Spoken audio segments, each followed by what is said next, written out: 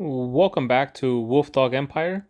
Today we're going to be going over the overview of the Alliance Quest summons. Always look at the appearance rates. You have rare and epic for those who already have all the 3 stars and 4 stars that they need or that they want. This portal is going to give you, what is that, a 65.8% of classic 3s and 4 stars. Event 3s and 4 stars, 31.7%. And here are the numbers for the legendaries and hero of the month, legendary. Okay, so who is good in this summons here? Rain is good. Raven family fighter. 815 attack, 780 defense. Work on that defense. If you put emblems, work on that defense. 1384 health is fine. Mana speed is average. Deals 400% damage to the target, and the target receives 1300 poison damage over 5 turns. That's really good. If you want to get, 400% damage is good, and then the 1300 poison damage is gonna kill you. But if you want to block that poison damage, I got the gargoyles, which are hard to summon. If you look at the summoning rates at the gargoyles, they're really hard to get, but they have a family bonus that actually resists poison damage, I'm sure. Okay, so I pulled up one of my gargoyles. I don't have any 5-star gargoyles. They're super hard to get if you look at the percentage rate of getting 5-star gargoyles. It is the toughest 5 stars to get out there. Other than Mistero, who is the hero of the month, that is the special hero of the month, but there's rumors out there that they're actually going to come up with a new special hero of the month that is going to be the hardest to get. A lot of people haven't been leveling up Mistero yet. He's not that good yet. Maybe in the future they can give him some buffs, but right now people don't level him up unless that's one of your first 5 stars. Then you level him up because he's one of your first 5 stars. But once you have 6 or 7 5 stars, you don't. Mistero is not one of the ones that people level up at this time. Okay, so Gargoyle family bonus: 1, 2, 3 heroes immune to poison damage. Immune. If you have one hero, you'll be immune to poison damage, and immune to poison and burn damage if you have 2 gargoyles in the same team, and immune to poison, burn, and water damage if you have 3 heroes. Okay, so you can get around that poison damage with at least 1 gargoyle, and then that 1 gargoyle will be immune to poison damage, but not the rest. So you want to try to get more of these gargoyles. Okay, here's my Mystic Vision results. Okay, back to Rain. So that's Rain. Eloise is pretty good. She's the Raven family. 803 attack, 793 defense, 1390 health. Those are good.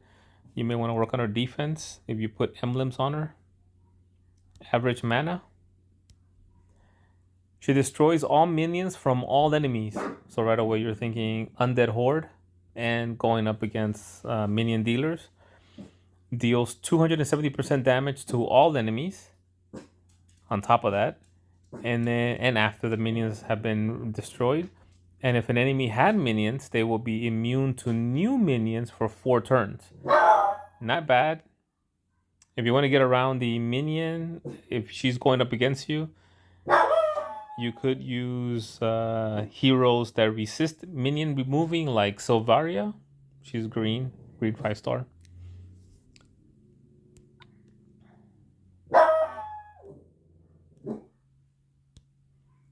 Rowena, Raven family. 795 attack, 799 defense, 1400 health. Those are all pretty good. Mana speed fast. Nice. She blocks talent skill activation for all enemies for 6 turns.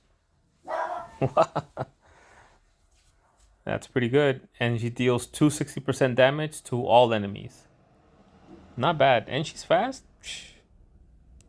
That's pretty crazy. Quentin, Raven family, 821 attack, 766 defense, 1396 health. Definitely, when you emblem him up, you want to go on defense. Mana speed fast. Those Ravens are fast, huh? Some of them. Deals 420% damage to the target, and the target receives 100% damage for all the damage their allies receive for 4 turns. Wow, this is like a hit back kind of guy.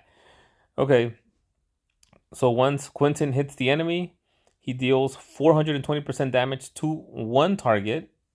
It's good damage to only one target, but he's mana speed fast. And then whatever the enemy does to Quentin's allies, that one target that Quentin already hit is going to get 100% of that damage. So it's pretty much going to kill him. So Quentin, pretty good. And then here comes the Wolf family, Ludwig. In the Wolf family, the bonus is 35%. If you have 2 unique heroes or 3 unique heroes, you get 35% or 50% chance to make a cast buff undispellable. So get them together. Attack 723, 844 defense, 1442 health. Pretty good. Mana speed slow. No one of those stats were good. The caster gets taunt that prevents enemies from using special skills on the caster's allies for 6 turns. That's a 6-turn taunt. The caster's ally, the caster gets plus 80% defense against special skills for 6 turns. Nearby allies receive mana each turn for 6 turns. Receives mana increases each turn until the last turn when 100% mana is received. Oh wow, that's really good. He can be dispelled, so make sure you put 2 more wolves to make it 3 total, to make it 50% chance that his buffs, because they're really good buffs, are not going to be dispellable. So really good purple tank there. Esme, she recently got a buff, so now she gives boosted health, which is amazing. Esme is great, and when the other wolf family members need their buffs to have a better chance of not getting dispelled, you can throw Esme in there. She's boosting their health, and she adds 1 more count to the wolves to get yourself a 35 or 50% chance that each of those buffs have that percentage chance not to be dispellable. Wolfgang, Wolf family, 768 attack, 784 defense, 1450 health. He is a fighter class, so that's really good. He runs average. He deals 250% damage to all enemies. Okay, all enemies. The caster reduces all received damage by minus 50% for 4 turns. So you try to kill him after he goes off, it's going to be a little harder. After 4 turns, the caster boosts health for all allies by 600. Oof, wow. Boosted health can exceed max HP. So the thing about that is he's got some great buffs, but they can be dispelled. So make sure you bring in more wolves.